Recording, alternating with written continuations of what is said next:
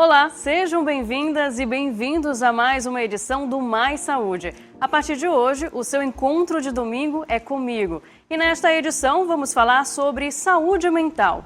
Reportagem mostra um dos desafios da atualidade. Cada vez mais pessoas estão adoecendo e se tornando viciadas em apostas e jogos de azar. No quadro Fala Doutor, especialista explica sobre a compulsão, comportamento repetitivo e sem controle que acomete muitas pessoas e de várias formas. Continuando com o assunto, vou receber no estúdio a psicóloga Evelyn Lindholm para falar o que acontece no cérebro que explica o desenvolvimento desses transtornos. O Mais Saúde está no ar.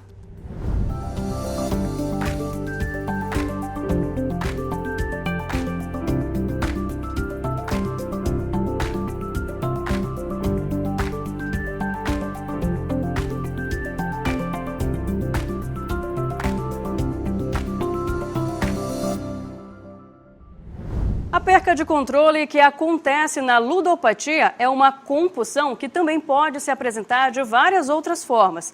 Veja agora no quadro Fala Doutor algumas das condições que fazem parte do comportamento compulsivo e representam diagnósticos preocupantes para a saúde da mente.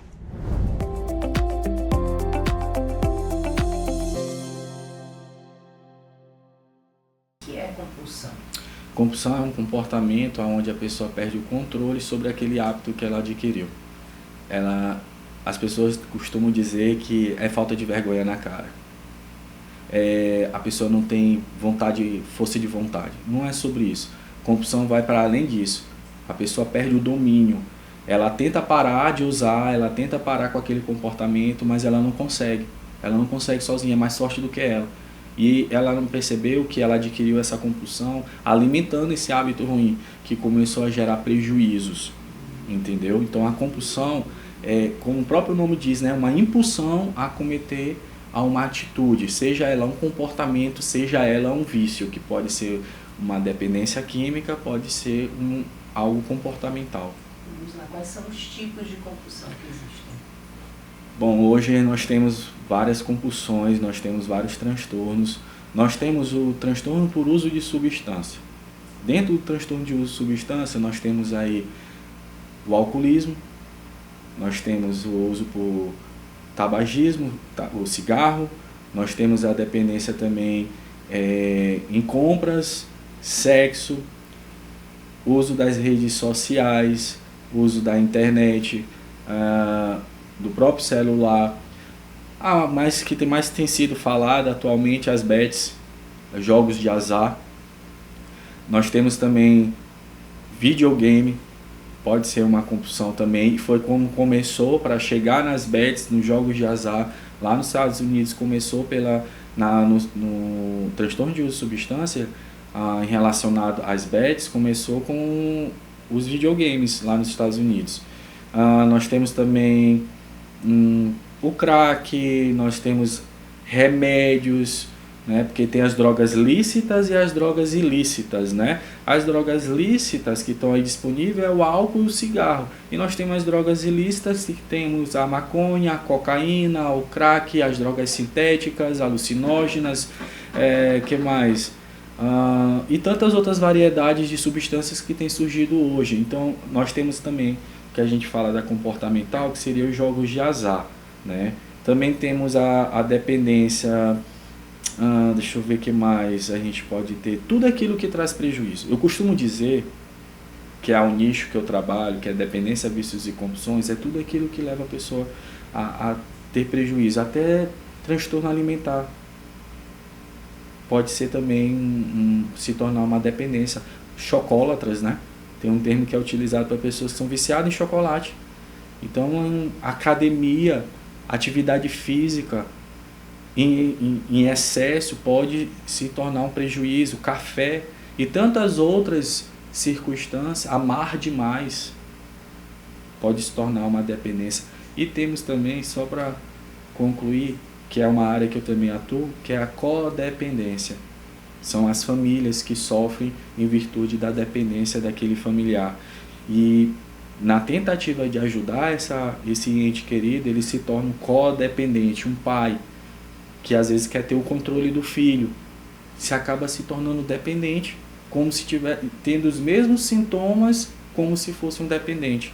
A mãe que às vezes quer viver a vida do filho, fazer as escolhas do filho e se tornam dependentes, deixando de viver a sua vida, anulando a sua vida para tentar viver a vida do ente querido, do filho. Como é que a gente pode fazer para perceber que a gente está entrando no caminho de compulsão? Começa te afirmando que através dos prejuízos. Essa doença, ela é uma doença física, mental e comportamental. Então ela afeta essas 3 áreas. Costuma-se dizer que primeiramente ela desmoraliza e depois ela vem e mata. Ou seja, você não nasce dependente, você se torna. E isso fica muito bem claro para as pessoas que estão me ouvindo. Se você se identifica com algo que eu vinha dizer aqui, ou você conhece alguém que tem problema com...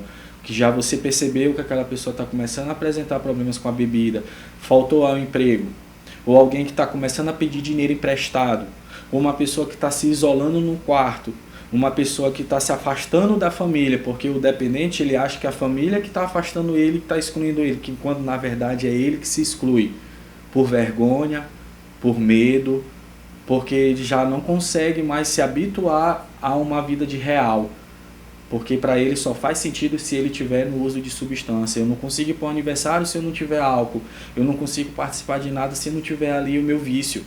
E a literatura traz um termo bem interessante, que nós estamos vivendo o apocalipse da era digital. Um dependente de álcool tem que ir ao bar. Um dependente de maconha ou de crack, cocaína, tem que ir na boca de fumo, né? Onde ali é vendida a droga. E agora nós temos esse local de vício dentro das nossas casas, na palma da nossa mão. A partir desse aparelho, e eu não estou aqui nesse local de botar em demonizar o celular, a internet não, ele é benéfico e muito.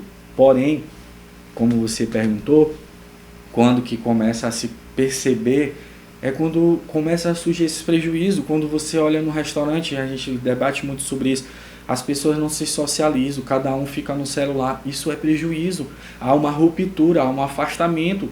Um pai quer falar com o filho, às vezes manda a mensagem da sala para o filho que está no quarto para ele vir para a sala. Isso não existe. Então isso aí já é um hábito, um comportamento que está sendo alimentado. E você não percebe, é sutil.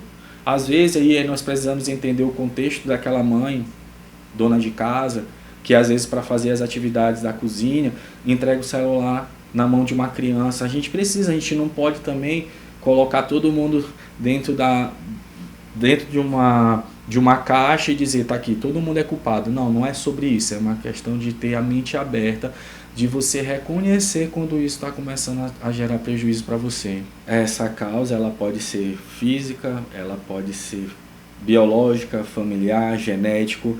Não há um fator principal, entendeu? São muitos os motivos, N motivos que possam levar a pessoa a se tornar dependente de algo.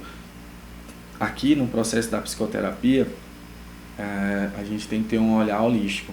A gente precisa olhar a vida da pessoa por um todo e compreender por qual motivo, o que ela quer suprir com aquele hábito. Qual é a dor que está por trás desse comportamento. Porque quem gosta de viver uma frustração? Ninguém.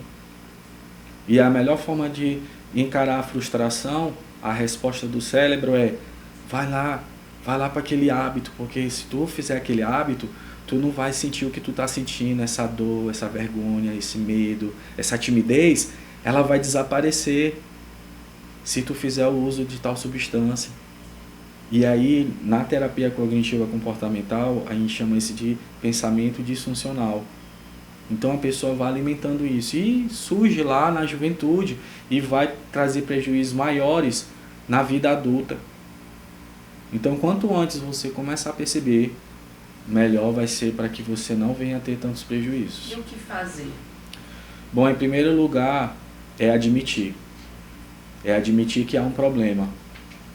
E quando as pessoas começarem a te dizer, 1, 2, 3 pessoas, 4 pessoas, 5 pessoas começarem a te dizer, por exemplo, em relacionado à bebida, Rapaz, tu não acha que tá na hora de tu parar com essa bebida? Tu te lembra o que foi que tu fez ontem? Essa é clássica, essa pergunta. Essa é que é uma que eu atuei mais de 5 anos em comunidade terapêutica. E toda vez que eu fazia essa pergunta aos acolhidos, eles ficavam assim, poxa André, não tinha outra pergunta para me fazer e eles não lembram. E é frustrante para uma pessoa não lembrar o que ela fez. Ela não lembra, ela tem o que chamamos de apagamento, amnésia alcoólica. Ela não, simplesmente não lembra. E uma das evidências relacionadas ao alcoolismo é quando a pessoa perde o domínio. Ela não lembra. E aí o que fazer, né, diante disso? Primeira coisa é admitir que há um problema, admitir que sozinho não consegue, pedir ajuda mesmo, e pedir ajuda é o melhor caminho. Quero dizer para as pessoas que é algo que eu fico refletindo aqui na clínica, e eu sei a resposta, mas assim, a vontade de perguntar, por que você está esperando tanto para pedir ajuda? Não precisa chegar no fundo do poço, não precisa passar tanta dor, tanto sofrimento para reconhecer que você perdeu o controle sobre isso. Não há nenhum problema nisso, porque eu quero te dizer, isso não é vergonha na cara, isso é doença. E como doença, que você encare de mente aberta, entendeu? Você não precisa ter vergonha, você adquiriu uma doença e é tratável. É tratável. Tem cura? Cura é uma palavra que eu não posso afirmar. E eu até costumo dizer com toda seriedade, não há cura, há tratamento, há uma forma de você estacionar, parar com essa doença. E eu ainda digo mais, parar todo mundo consegue. O grande desafio para a pessoa que realmente está no quadro de dependência é ela permanecer parado. E eu afirmo, é possível você viver uma vida sóbria, sem o uso de substância, nada que altere as tuas emoções, o teu humor. Por isso que nós dizemos que é uma doença física, mental, né, e comportamental. É uma doença das emoções. A pessoa usa se ela está feliz, ela usa se ela está com raiva, ela usa se ela está com triste, ela usa... Independente das emoções que ela esteja ali, ela só quer um motivo para utilizar. Se está quente demais, não, eu vou usar porque está muito quente. Está frio demais, não, eu vou usar porque eu quero esquentar. Sabe? Eu estou triste, vou usar porque eu quero ficar feliz. Estou feliz demais. O Brasil ganhando ou perdendo não quer saber o resultado, ele quer usar. Entende? E isso é muito, essa minha fala, associado às apostas. Porque chega a um ponto onde a pessoa ganhando ou perdendo, ela não quer mais saber, ela só quer estar ali naquela sensação da aposta. É quase que uma loucura. Isso na fala de muitos pacientes. E eles reconhecem, depois com o tempo, eles vão dizendo, realmente, eu perdi o domínio, eu não consigo. No dia que eu dizia que eu ia parar, era o dia que eu mais usava. E você que está me ouvindo, eu tenho certeza que você, se possivelmente possa ter esse problema, que só você pode dizer isso, admitir, só você pode admitir, você vai se identificar com essa minha fala. Quantas vezes você já tentou parar de usar sozinho? Quantas vezes você disse assim, hoje eu não vou usar e foi o dia que tu mais usou? É assim que é esse ciclo, é um padrão, é um ciclo. É um pensamento, uma situação que gera um pensamento, que gera uma emoção, que gera um comportamento. E isso é um ciclo. E quando você entra nesse ciclo, ali está instalado a dependência. Eu queria até falar um pouco a respeito do dependente cruzado. Talvez você que esteja me ouvindo, mas o que é o dependente cruzado? O dependente cruzado é quando a pessoa está em um vício, por exemplo, do álcool, e ele tem o vício da maconha. E quando você tem essas duas dependências, nós chamamos esse termo de dependente cruzado. E aqui no processo da psicoterapia, você precisa, primeiramente, tratar um e tratar o outro. Não é possível você tratar, por exemplo, não, eu tenho problema com maconha, entendeu? Eu não tenho problema com álcool. Possivelmente, se você só tratar um e permanecer bebendo, vai chegar um momento que o teu organismo, o teu corpo, ele vai criando uma tolerância tão grande que vai chegar um momento que só o álcool não vai satisfazer e que vai te levar a voltar ao uso da maconha. Então você fica nessa gangorra, fica pulando em uma dependência e outra. Então você precisa tratar um todo. Você precisa romper com esse padrão, com esse vício e admitir. E a gente costuma trazer uma fala que o álcool é a porta de abertura para todas as outras drogas. Ah, mas André, existe pessoas que vivem bebendo socialmente, mas é no socialmente que a pessoa se torna dependente. Que ela começa ali nesse social e depois ela perde o controle. Então você tem que romper. E hoje um agravante que eu trago é que as pessoas que estão em quadro de dependência de apostas, das bets, tome cuidado, porque você acaba cruzando com o álcool, com a cocaína, e aí você gera um problema muito maior. E aí você precisa realmente reconhecer e perceber, mas eu só uso a cocaína quando eu bebo. Ou eu só fica jogando, né? Não, eu só faço isso quando eu bebo tal bebida, quando eu só fico alcoolizado, quando eu bebo X bebida, foi por conta da X bebida, não foi por conta da outra. E aí você fica defendendo esse hábito que está te trazendo tanto prejuízo. Até admitir que realmente você perdeu, você já perdeu a família, casamento, trabalho, já perdeu saúde.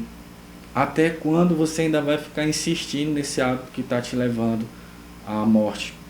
É sério o problema. Eu espero que as pessoas possam realmente reconhecer isso, como muitos já têm se falado.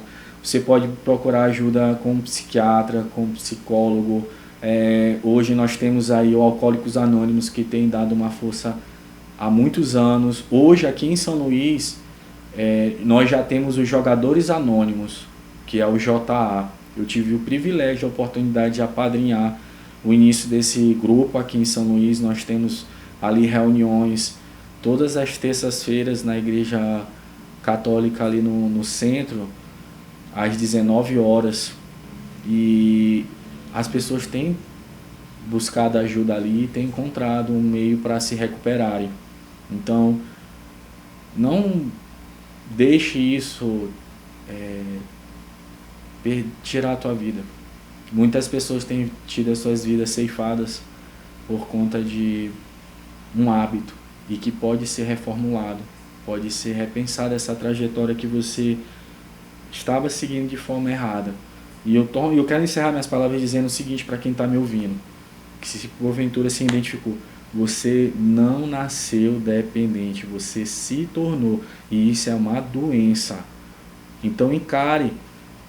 Assim como há tratamento para o câncer, para o AIDS, há um tratamento também para essa dependência que você se encontra.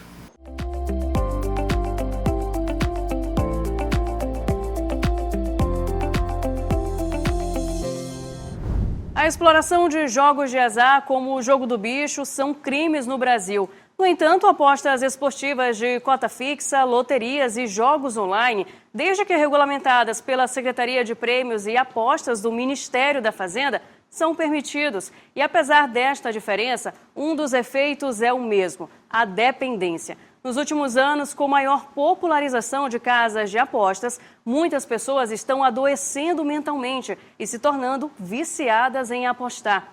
Fui a um dos pontos mais movimentados de São Luís, a região do centro, para falar sobre a ludopatia. Você sabe o que é ludopatia? Não. Não tem nem ideia? Não tenho nem ideia. Não sei o que é. Ludopatia, não. De acordo com a Organização Mundial da Saúde, ludopatia é um transtorno mental que faz a pessoa perder o controle e se tornar viciada em apostas e em jogos de azar. Um dos maiores desafios é a pessoa reconhecer que não se trata de uma forma rápida de ganhar dinheiro ou de testar a sorte, mas sim que a diversão está dando lugar ao vício. Digamos a minha mãe, que ela joga muito o jogo do tigrinho. Além disso, ela já perdeu, também ela ganha. Mas eu acho isso uma grande besteira. Por quê? Porque a pessoa às vezes pede emprestado e a pessoa faz dívida com isso. Às vezes a pessoa, além de ela ganhar, mas elas continuam jogando ainda mais e acaba perdendo tudo. Por mais que eles ganham, mas eles apostam mais para ganhar e no final acaba perdendo. Eu conheço muitas pessoas, inclusive eu convivo com uma pessoa na minha família que começou ali um pouquinho, hoje em dia é uma pessoa extremamente aperreada em dívidas financeiras, já ajudamos muito, mas continua ali. Aí a gente ajuda e aposta e joga de novo. Assim, eu, como uma pessoa que tem conhecimento de quem já passou por isso, que é uma pessoa que tem na minha família, não aconselho a jogar, né? Porque ninguém vence na vida assim. A prática de apostas está cada vez mais ganhando espaço na sociedade, até de forma legalizada, principalmente as apostas esportivas de cota fixa e os jogos online, que são permitidos por lei desde 2023. O vício em jogos tem trazido efeitos negativos como dívidas, depressão e conflitos familiares. Mas eu acho muita destruição, porque o que a gente vê é famílias completamente destruídas por causa desse tipo de jogo, né? Que não leva a lugar nenhum. E por isso eu também não concordo com esse tipo de ação desses jogos. Eu acho que hoje no nosso Brasil o que mais está acontecendo agora é mais esse negócio de apostas, né? Você vê aí essas bets e outras coisas mais de casas de jogos, né? Então, cada vez mais está agregando no nosso Maranhão, aqui em São Luís, essas apostas, né? Então são coisas que às vezes tem pessoas que morrem por isso também, você sabe disso, né? Que às vezes fazem umas apostas, pessoas apostam carro em um no outro, às vezes a pessoa aposta às vezes até a vida. Em 2025, mais de 62 bilhões de reais saíram do orçamento das famílias brasileiras para serem aplicados em apostas online. É o que apontou a terceira edição do Boletim Fiscal dos Estados Brasileiros. Buscar a ajuda de amigos e familiares é importante para, aos poucos, abandonar a prática e consultar especialistas da saúde da mente, como psicólogos, é fundamental. Dificilmente essas pessoas que já estão viciadas, ação dependente de jogos, jogadores compulsivos, se recuperam. É que nem o usuário de cocaína, é que nem o usuário de maconha. O alcoólatra vai se recuperar de um alcoolismo assim, de um dia para o outro? Você tem que procurar ajuda médica. Quando você procura ajuda psiquiátrica, ajuda médica, você se recupera de tudo isso. O Sistema Único de Saúde também oferece tratamento gratuito para o vício em jogos de azar e apostas, por meio do Meu SUS Digital. Oferece serviço de teleatendimento para suporte e acompanhamento psicológico. Quem puder aconselhar um ao outro a não fazer, a não jogar, eu acho que seria muito bom, porque aí todo mundo conseguiria seguir em frente, né? Eu acho que nem deveria existir isso daí, entendeu? Porque isso é uma grande besteira. Eu já perdi amigos também por conta disso. Na volta do intervalo, vamos aprofundar ainda mais neste tema com a explicação de uma especialista sobre o funcionamento da mente.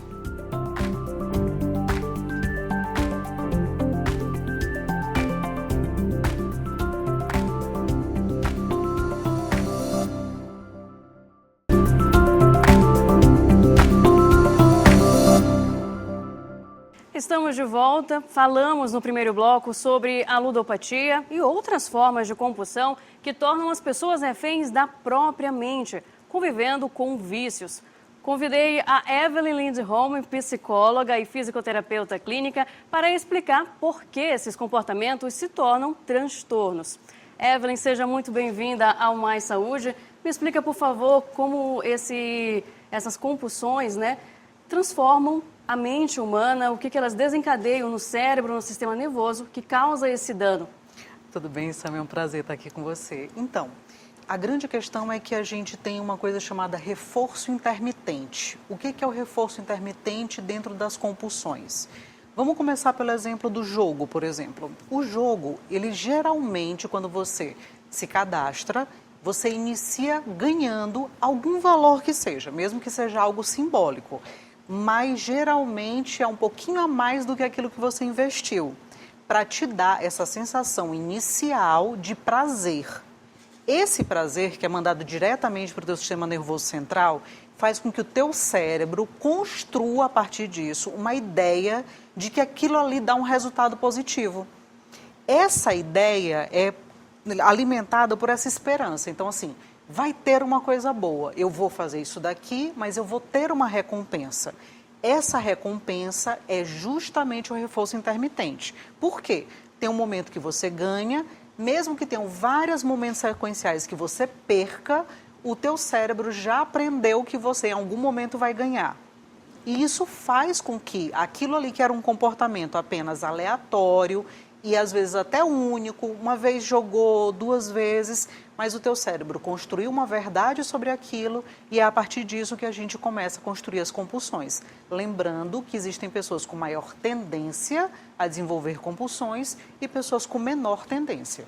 Então, causa essa dependência nas pessoas. E como saber se alguma pessoa, o que leva, por exemplo, a ter essa maior tendência que você explica?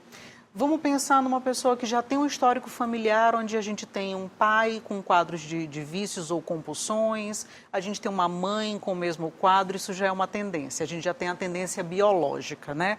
Mas a gente também tem as tendências comportamentais sociais. Então, se eu dentro do meu ambiente familiar, já o ambiente pregresso mesmo, então pai e mãe, eu tenho pessoas que têm comportamentos compulsivos, isso também comportamentalmente vai me estimular a ter o comportamento de vício.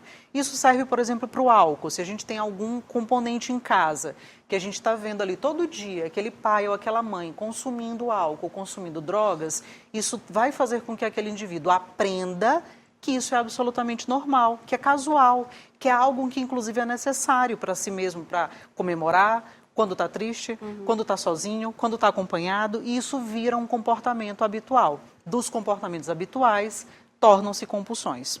Então, a gente tem a tendência bioquímica e a gente tem a tendência comportamental. E tem a tendência social. O que é isso? Se eu convivo com pessoas que têm comportamentos compulsivos, eu posso aprender com elas a adquirir esses mesmos comportamentos. Exatamente, trata dessa questão do convívio, né, do meio social onde aquela pessoa está habituada, dos hábitos que ela acaba desenvolvendo também, né? E sobre o histórico, você como psicóloga e psicoterapeuta, você recebe muito desses pacientes em seu consultório? Recebo com frequência, mas geralmente pessoas que não necessariamente chegam lá dizendo que tem uma compulsão.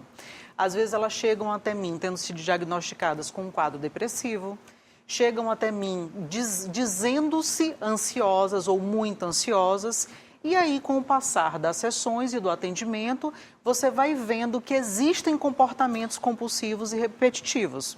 É exatamente aí que cabe a mim como profissional observar aquilo que está sendo relatado para poder fazer o diagnóstico de maneira correta, né? Porque assim, quando a gente pensa, por exemplo, numa compulsão por pornografia, a gente pensa nisso como uma coisa quase que regular.